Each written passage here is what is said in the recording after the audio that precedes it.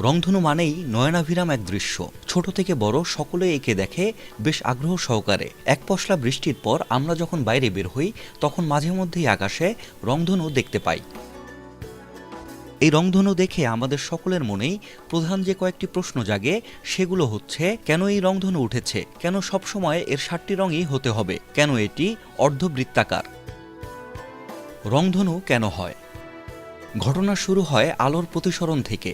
আলো যখন এক মাধ্যম থেকে অন্য মাধ্যমের দিকে যায় তখন তা কিছুটা বেঁকে যায়।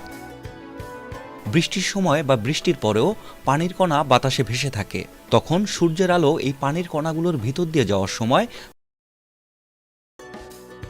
রংধনু মানেই নয়নাভিরাম এক দৃশ্য।